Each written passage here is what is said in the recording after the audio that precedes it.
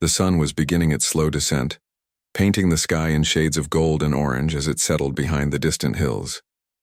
The palace grounds were alive with energy, a perfect blend of elegance and excitement. Guests dressed in their finest attire strolled across manicured lawns, admiring the intricate fountains that sparkled under the fading sunlight. The air buzzed with soft chatter, laughter, and the occasional click of cameras capturing moments meant to last forever. Among the crowd stood Sean Diddy Combs, a man whose name had become synonymous with success. Known for his larger-than-life persona, he commanded attention wherever he went. Today, however, there was something different about him. Gone was the usual bravado. Instead, he seemed contemplative, almost subdued. Perhaps it was the setting, the regal grandeur of the palace. Or maybe it was the weight of being surrounded by people who carried centuries of tradition on their shoulders. Whatever the reason, Diddy moved through the gathering with measured steps, taking in every detail around him. The event itself was no ordinary affair. It was a charity gala hosted by the royal family, bringing together some of the most influential figures from around the world. Politicians, celebrities, philanthropists, and dignitaries mingled freely, exchanging pleasantries while sipping champagne served by impeccably dressed waiters. Every corner of the venue exuded opulence, from the towering floral arrangements to the string quartet playing classical melodies in the background. Yet despite all the glamour, Diddy couldn't shake off a feeling of detachment. He had attended countless events like this before, but tonight felt different. As he navigated through the throng of guests, shaking hands and posing for photographs, his gaze wandered toward the periphery of the scene. There, standing alone near a cluster of rose bushes, was a little girl. She couldn't have been more than 6 years old, her small frame dwarfed by the vastness of the palace grounds. Her curly hair framed a face filled with curiosity, and she clutched a well-loved stuffed bunny close to her chest as if it were her anchor in this sea of unfamiliar faces. Something about her caught Diddy's eye immediately. Maybe it was the way she stood apart from the crowd, observing everything with wide, unblinking eyes, or perhaps it was the innocence radiating from her tiny figure, a stark contrast to the polished sophistication surrounding her. Diddy paused mid-conversation, excusing himself politely from the group he'd been speaking with. His entourage followed, instinctively, but he held up a hand, signaling them to stay back. This wasn't a moment for an audience. Slowly, deliberately, he made his way toward the girl, weaving through clusters of guests until he reached the edge of the garden where she stood. Up close, he noticed details he hadn't seen from afar: the faint smudge of dirt on her cheek, the slightly frayed ear of her bunny, and the way her fingers nervously twisted its fur. Despite these imperfections, or perhaps because of them, she looked utterly enchanting. Kneeling down so they were eye to eye, Diddy offered her a warm smile. "Hey there," he said gently, his deep voice softened to avoid startling her. "What's your name?" For a moment, she simply stared at him, her expression unreadable. Then, after what felt like an eternity, she whispered, "Amelia." Her voice was barely audible over the hum of conversation nearby, but it carried a sweetness that tugged at Diddy's heartstrings. He leaned in slightly, maintaining eye contact. "That's a beautiful name, Amelia. Do you come here often?" She shook her head, her curls bouncing lightly with the motion. "No, I'm just visiting my grandma. She works here," she added, pointing vaguely toward the palace.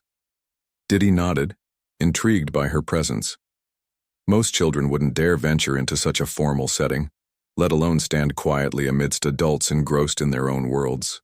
But Amelia seemed unfazed, as though she belonged exactly where she was. Their conversation continued in fits and starts, punctuated by moments of silence as Amelia wrestled with shyness. Still, Diddy persisted, asking questions about her bunny. "His name is Mr. Fluffles, and her favorite games, I like hide-and-seek best." With each answer, she grew a little bolder, her initial hesitance giving way to genuine engagement. Watching her transform from a timid observer to a confident conversationalist stirred something within him, a mix of nostalgia, and admiration. Here was someone untouched by the pressures of fame or fortune, living purely in the moment. But as the minutes ticked by, Diddy became acutely aware of the growing number of eyes trained on them. Some guests openly gawked, while others discreetly snapped photos with their phones. He understood why. The sight of a global icon interacting with a child was undeniably captivating. Yet, rather than bask in the attention, Diddy felt protective. This wasn't about him. It was about Amelia. And so, when the urge struck him to reach out and ruffle her hair affectionately, he did so without hesitation. Or at least, he tried, to just as his hand began to move. A subtle shift in the atmosphere stopped him cold. From the corner of his vision, he noticed movement, a figure approaching steadily, purposefully. The hairs on the back of his neck prickled as he turned his head slightly, catching sight of a man clad in ceremonial armor. Tall, broad-shouldered, and exuding an aura of quiet authority, the newcomer was impossible to ignore. This was Captain Alaric, leader of the Royal Guard, known not only for his unwavering dedication to duty, but also for his ability to command respect without uttering a single word. As he took one deliberate step forward, the entire dynamic of the situation changed. For Diddy, time seemed to slow. His hand froze mid-air, hovering uncertainly between himself and Amelia. Around them, the noise of the party faded into a distant murmur, replaced by an almost tangible tension. All eyes were now fixed on the unfolding scene, though no one dared intervene. What happened next would leave a lasting impression, not just on those present but on Diddy himself. The moment between Diddy and Amelia had been delicate, almost magical. The two of them stood apart from the glitz and glamour of the palace gala, creating a bubble of connection that felt entirely separate from the world around them. Diddy, usually so accustomed to commanding attention, found himself completely absorbed in their exchange. For once, he wasn't thinking about cameras or headlines, or how this interaction might look on social media. Instead, he was genuinely invested in the little girl who seemed wise beyond her years. Amelia's shyness began to melt away as they talked. She told him more about Mr. Fluffles, her beloved bunny, and how he had been with her since she was a baby. "He's my best friend," she said earnestly, holding the worn-out stuffed animal close to her chest. Diddy chuckled softly, his deep laugh warm and inviting. "That's good," he replied. "Everyone needs a best friend like Mr. Fluffles." His words made her giggle, a sound so pure and unguarded that it brought an unexpected smile to his face. As they continued talking, Diddy noticed the way Amelia's eyes sparkled when she spoke. There was no pretense, no filter, just raw honesty. She asked him questions too, curious about his life. "Are you really famous?" she inquired, tilting her head slightly. He nodded, amused by her directness. "Some people think so," he answered modestly, "but I'm just a regular guy like anyone else." Amelia frowned thoughtfully, clearly skeptical. "No, you're not," she declared after a pause. "You're different." Her words struck a chord deep within him. Different. That was a label he'd heard countless times throughout his life, though rarely in such an innocent context. To Amelia, different wasn't a judgment. It was simply an observation. And somehow, coming from her, it felt like a compliment rather than a burden. Diddy leaned back on his heels, studying her carefully. Here was someone who saw him, not as a billionaire mogul or a global icon, but as a person. It was refreshing, humbling even. Their conversation flowed effortlessly, weaving through topics both whimsical and profound. At one point, Amelia asked if he believed in magic. Without hesitation, Diddy nodded. "Of course," he said. "Magic is real. You just have to know where to look for it." Her eyes widened with wonder. "Where do you find it?" she whispered, leaning closer as if afraid someone might overhear. Diddy glanced around at the opulent surroundings, the glittering chandeliers, the towering marble columns, the impeccably dressed guests milling about, and then looked back at her. "Right here," he said, pointing to her heart. "Magic lives inside people like you." For a brief moment, Amelia seemed lost in thought, processing his answer. Then her lips curved into a shy smile. "Thank you," she murmured, clutching Mr. Fluffles tighter. It was unclear exactly what she was thanking him for. Maybe the compliment, maybe the conversation. But whatever it was, it felt genuine. Diddy felt a warmth spread through his chest, a sensation he hadn't experienced in years. In that instant, he realized how much he missed these kinds of moments. Simple, unscripted connections that reminded him of what truly mattered. Feeling an overwhelming urge to express his appreciation, Diddy instinctively reached out his hand toward Amelia. His intention was harmless, to touzle her hair playfully or give her shoulder a light pat. But something stopped him before he could follow through. A subtle shift in the air, a flicker of movement at the edge of his vision. Turning his head, slightly he saw Captain Alaric approaching, his presence commanding yet restrained. Clad in ceremonial armor polished to a mirror-like shine, the royal guard moved with quiet authority, each step deliberate and measured. Time seemed to slow as Captain Alaric positioned himself directly between Diddy and Amelia. His gloved hand rested lightly on the hilt of his sword, though it remained sheathed. Every muscle in his body conveyed readiness, poised to act if necessary. Yet there was no hostility in his gaze, only calm determination.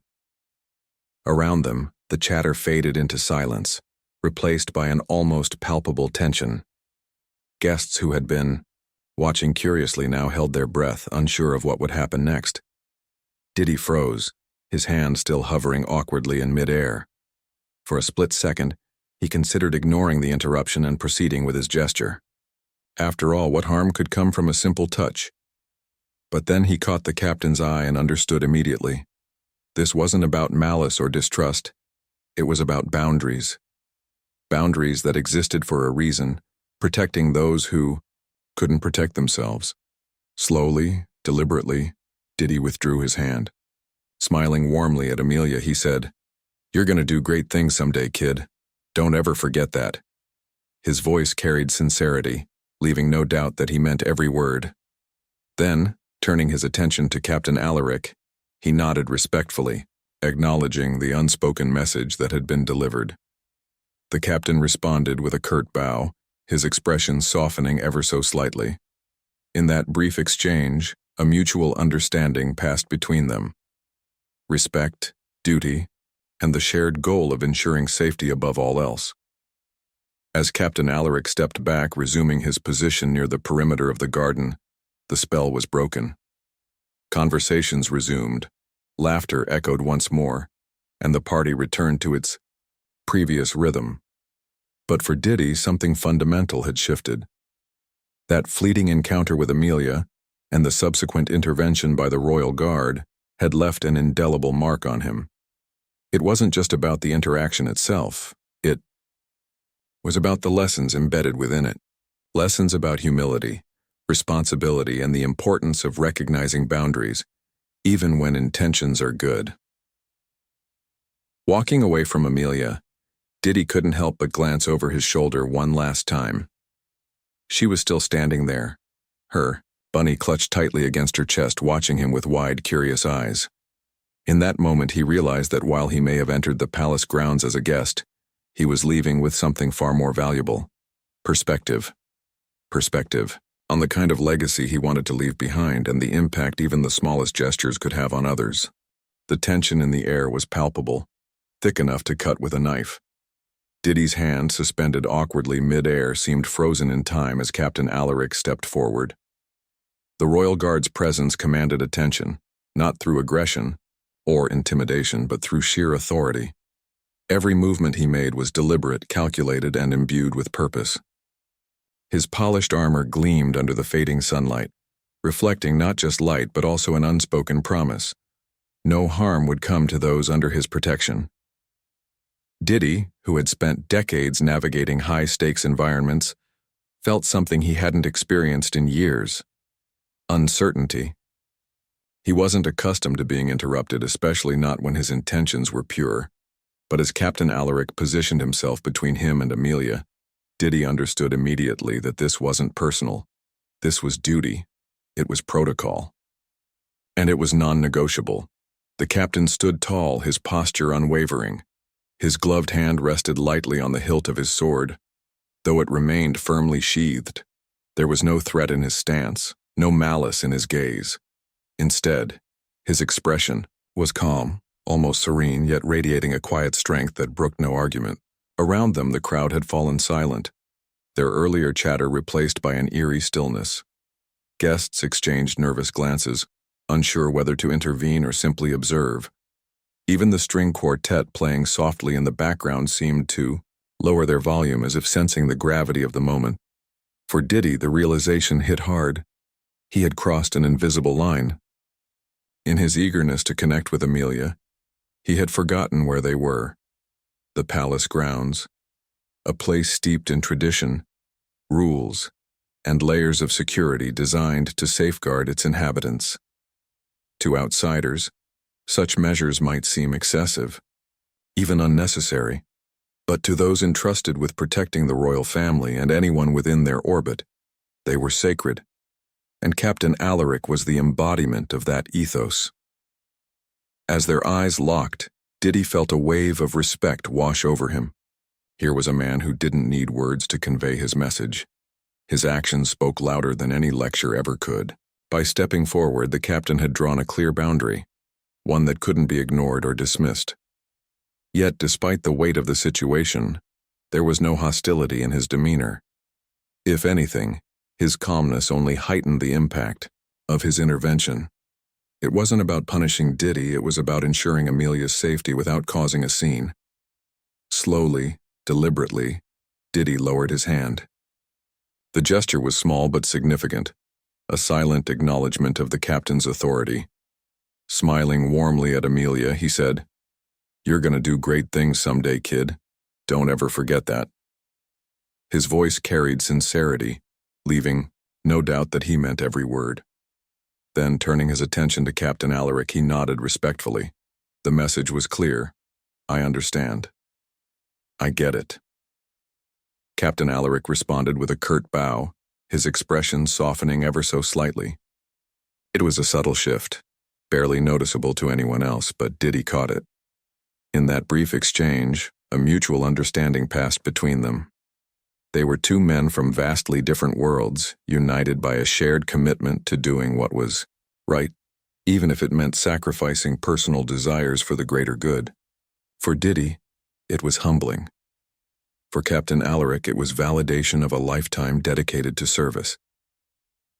As the tension eased, the world around them began to return to normal. Conversations resumed, laughter echoed once more, and the party regained its rhythm. To an outsider, it might have seemed like nothing had happened, a minor blip in an otherwise flawless evening. But for those involved, the encounter left a lasting impression. For Diddy, the experience served as a wake-up call. He realized how easy it was to become complacent, to assume that good intentions were always enough. In the whirlwind of fame and fortune, boundaries often blurred and lines became easier to cross. But here, in this moment, those lines were sharp and undeniable. Crossing them wasn't just frowned upon, it was unacceptable. He thought back to his own childhood, growing up in Harlem with dreams bigger than the city skyline. Back then, he had been just like Amelia, curious, wide-eyed, and full of wonder. He remembered the adults who had taken an interest in him, offering guidance and encouragement. Their gestures, however small, had shaped the course of his life. Now, standing in front of this little girl, he saw a reflection of his younger self. Reminder of why moments like these mattered so much. But he also recognized the importance of context. What worked in one setting didn't necessarily translate to another. Here, in the shadow of the palace, rules existed for a reason. They weren't meant to stifle connection or suppress kindness. They were designed to protect. And while it might have been frustrating in the moment, Diddy understood that Captain Alaric's intervention wasn't a rejection of his goodwill. It was a reinforcement of the values that kept everyone safe. Walking away from Amelia, Diddy couldn't shake the image of her standing there, clutching Mr. Fluffles tightly against her chest. Her wide, curious eyes followed him as he rejoined his entourage, disappearing into the throng of guests. Though their interaction had been brief, it had awakened something within him, a renewed sense of responsibility. He vowed to carry that lesson with him, not just tonight but for the rest of his life. Meanwhile, Captain Alaric returned to his post, blending seamlessly into the background. To the casual observer, he was just another figure in ceremonial armor, part of the scenery that made the palace grounds feel so regal. But to those who knew better, he was a guardian, a silent protector whose presence ensured that evenings like this could unfold without incident. As he scanned the crowd, his eyes briefly met Amelia's. She smiled shyly, unaware of the role he had played in shaping the course of her evening. He gave her a slight nod, a gesture so subtle it could easily go unnoticed, yet it carried meaning nonetheless, a reassurance that she was safe, that someone was always watching out for her. By the time the sun dipped below the horizon, casting the palace grounds in hues of purple and indigo, the incident had already faded from most people's minds. Champagne glasses clinked, cameras flashed, and conversations flowed freely once again. But for Diddy and Captain Alaric, the memory lingered, a testament to the delicate balance between connection and caution, between intention and action. It was a reminder that even the smallest moments could hold profound significance, shaping not just the present, but the future as well. The evening wore on, and the palace grounds continued to buzz with activity. Guests mingled under twinkling string lights that had been switched on as night fell, their laughter blending seamlessly with the soft strains of music drifting through the air. Champagne flowed freely, hors d'oeuvres were passed around on silver platters, and the atmosphere remained festive. Yet for Diddy, the mood felt different now, subtly altered by the encounter with Amelia and Captain Alaric. He moved through the crowd almost mechanically, nodding politely at familiar faces and exchanging pleasantries when prompted. But his mind was elsewhere, replaying the events of earlier like a looped video, that brief moment when his hand had hovered over Amelia's head, the way Captain Alaric had stepped forward without hesitation, the unspoken understanding that followed. It all weighed heavily on him. It wasn't guilt exactly. It was something deeper, more reflective. He realized how easy it was to forget certain truths when you lived in a world where boundaries often blurred. Diddy found himself retreating to a quieter corner of the garden, away from the throng of guests. Leaning against a marble railing overlooking a moonlit fountain, he let out a long, slow breath. The cool night air brushed against his face, grounding him in the present. For years he had prided himself on being approachable, on breaking down barriers between celebrities and ordinary people. He believed that kindness could bridge any gap, no matter how wide, and yet tonight had reminded him that even the best intentions needed to be tempered with awareness. As he stood there lost in thought, snippets of conversation floated toward him from nearby groups. Some guests speculated about what had transpired, earlier whispering theories ranging from dramatic to absurd. Others praised Captain Alaric's restraint, marveling at how he had diffused the situation without causing a scene. Listening to them, Diddy couldn't help but smile wryly. People loved stories. They craved drama, intrigue, conflict. But this wasn't about any of those things. It was about respect. Respect for rules, for roles, for the sanctity of spaces where power and vulnerability intersected. His thoughts drifted back to Amelia. She had seemed so small, so fragile amidst the grandeur of the palace grounds. Yet there was strength in her too, a quiet resilience that resonated deeply with him. He wondered what kind of life she led, whether she understood the weight of the world she inhabited. Did she know her grandmother worked here? Was she aware of the invisible lines that separated her from others? Or was she simply a child, blissfully unaware of the complexities surrounding her? Thinking about her brought another realization crashing down on him. Privilege wasn't just about wealth or fame. It was also about access, the ability to move freely, to touch lives without fear of consequences. Diddy had spent decades navigating rooms like this one, shaking hands, offering hugs, making connections. To him, these gestures were second nature, almost instinctive. But tonight he saw them through a new lens. Not every space welcomed such familiarity. Not every person expected or wanted it. Sometimes, good intentions could feel invasive if they weren't offered with care and consideration. A server approached him with a tray of drinks, snapping him out of his reverie. Declining politely, Diddy straightened up and took a final glance at the fountain before heading back inside the palace. The ballroom awaited, its gilded walls and crystal chandeliers glowing warmly under soft lighting. As he entered, he noticed several heads turn in his direction. Whispers rippled through the crowd, though no one dared approach him directly. Instead, they watched curiously, waiting to see how he would carry himself after the earlier incident. To their surprise, and perhaps relief, Diddy appeared unfazed. If anything, he seemed more engaged than before. He sought out the host of the event, a member of the royal family known for her philanthropic efforts, and struck up a conversation about the charity gala's mission. They discussed education, initiatives, healthcare programs, and ways to empower underserved communities. The discussion reignited a spark within him, reminding him why he had agreed to attend in the first place. This wasn't about glamour or prestige. It was about creating opportunities for others, about leaving the world better than he found it. Later, during dinner, Diddy found himself seated next to an elderly guest who introduced herself as Amelia's grandmother. Her name was Margaret, and she worked as a caretaker for the palace gardens. She spoke fondly of her granddaughter, describing her as a little dreamer with a heart full of curiosity. When Diddy mentioned meeting Amelia earlier, Margaret's eyes lit up with pride. "She told me all about it," she said, smiling warmly. "She said you were very kind." Hearing those words, Diddy felt a lump rise in his throat. Kindness was something he strived for, but tonight, he realized it wasn't enough on its own. It had to be paired with mindfulness, with an understanding of context and boundaries. He thanked Margaret sincerely, promising to keep Amelia's spirit in mind as he continued his work.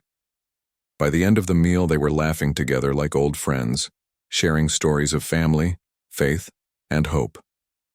As the evening drew to a close, Diddy made his way back outside for one last look at the palace grounds. The garden was quieter now, bathed in the silvery glow of moonlight. He spotted Captain Alaric standing near the entrance, still vigilant despite the late hour.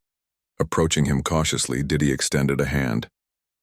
"Thank you," he said simply, his voice steady and sincere. "For everything." Captain Alaric hesitated for a fraction of a second before accepting the handshake. His grip was firm, his expression unreadable. "It's my duty," he replied, his tone neutral but not unkind. "But I appreciate your understanding." Their exchange was brief, lasting only a few seconds, but it carried immense weight. In that moment, Diddy felt a profound sense of gratitude, not just for the captain's actions, but for the lesson he had imparted. Life was full of moments like this, moments that challenged assumptions and forced growth. And while they weren't always comfortable, they were necessary. Driving away from the palace later that night, Diddy reflected on the evening's events. He knew he wouldn't forget Amelia or Captain Alaric anytime soon. Their presence had left an indelible mark on him, reshaping the way he viewed his role in the world. Fame and fortune came with responsibilities, yes, but they also came with privileges. It was up to him to use both wisely, to ensure that his actions aligned with his values. In the weeks that followed, Diddy began channeling his energy into new projects. He announced a substantial donation to a foundation focused on children's education, naming it after Amelia, though her real identity remained undisclosed. He also started speaking publicly about the importance of humility and mindfulness, urging others to consider the impact of their actions beyond surface-level intentions. These efforts didn't make headlines overnight, but they planted seeds of change, of reflection, of growth. And somewhere, in a quiet corner of the palace grounds, Amelia played with Mr. Fluffles, blissfully unaware of the ripple effect her brief encounter had created. She didn't need to know. All she needed to know was that magic existed in the world, and sometimes it came disguised as a simple, heartfelt connection. Months passed. and the memory of that evening on the palace grounds began to fade for many who had attended the charity gala. Life moved forward as it always does. Guests returned to their routines, the royal family resumed their duties, and the palace staff carried on with their meticulous work. But for some, the events of that night lingered, shaping decisions and actions in ways both subtle and profound. Diddy, now back in his bustling world of music, business, and philanthropy, found himself reflecting often on the encounter with Amelia and Captain Alaric. It wasn't just a fleeting moment. It had become a touchstone, a reminder of the delicate balance between connection and caution, between privilege and responsibility. He began to notice how small gestures could ripple outward, touching lives in unexpected ways. The more he thought about it, the more determined he became to honor that lesson in everything he did. One morning, while reviewing proposals for upcoming charitable initiatives, an idea struck him. What if he could create something lasting? Something that would celebrate the spirit of children like Amelia. Something that would remind people of the importance of protecting innocence and nurturing potential. Inspired by her curiosity and courage, Diddy decided to launch a foundation dedicated to supporting education and mentorship programs for underserved youth. He named it the Amelia Fund, keeping its namesake anonymous but ensuring that her essence remained at its core. The announcement sent ripples through the media. Reporters scrambled to uncover who Amelia was, speculating wildly about celebrities, historical figures, or fictional inspirations. But Diddy kept mum, simply stating, "She's a little girl with a big heart, and she reminded me of what truly matters." His words resonated deeply, sparking conversations about the role of kindness, humility, and intention in leadership.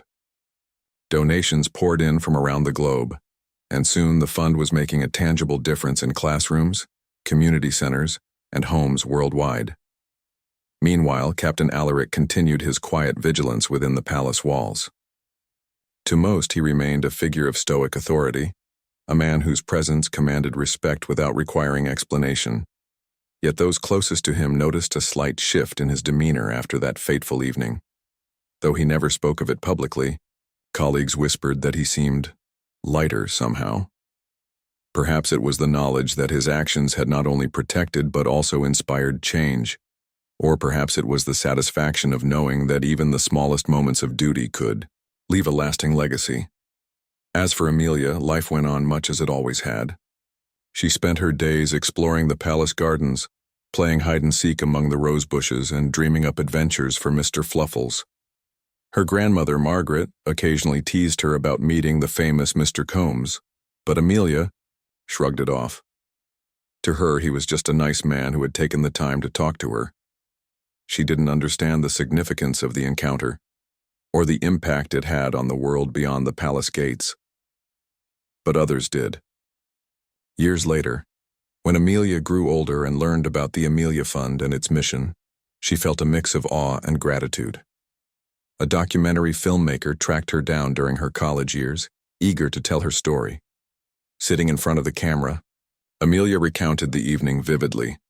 The way Diddy had knelt down to meet her eye level, the warmth in his voice, the feeling of safety despite the crowd.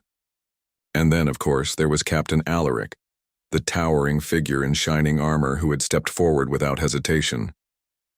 "I didn't realize it at the time," she said thoughtfully, "but looking back, I think he saved me." "From what?" "I'm not sure. Maybe from being overwhelmed, or maybe from something else entirely." Her words captured the hearts of viewers around the world. The documentary aired on streaming platforms and television networks, introducing millions to the story of the little girl, the musician, and the royal guard. Critics praised it as a poignant exploration of humanity's interconnectedness, while audiences marveled at the simplicity of its message, that even the smallest interactions can have far-reaching consequences. For Diddy, watching the documentary brought a sense of fulfillment. He hadn't anticipated becoming part of such a powerful narrative, but he embraced it wholeheartedly. In interviews promoting the film, he spoke candidly about his own growth since that night. "I went into that garden thinking I was going to make someone's day better," he said. "But really she, and the captain, made mine better. They taught me things I'll carry with me forever. Captain Alaric, too, appeared briefly in the documentary, though his segment was brief and understated. Asked about his perspective on the incident, he replied simply, "It was my duty to ensure everyone's safety, not just physically, but emotionally. Sometimes boundaries are invisible, but they're no less important." His statement earned widespread admiration, solidifying his status as a folk hero among palace staff and admirers alike. Years turned into decades, and the story of that evening became part of palace lore. Tour guides leading visitors through the gardens would point to the exact spot where Diddy and Amelia had met, recounting the tale with pride. Photographers included snapshots of the moment in exhibits celebrating the intersection of celebrity and royalty. Historians wrote essays analyzing its cultural significance, noting how it highlighted timeless themes of connection, protection, and transformation. Through it all, Diddy, Captain Alaric, and Amelia remained linked by an unspoken bond. Though their paths never crossed again, each carried the memory of that night in their own way.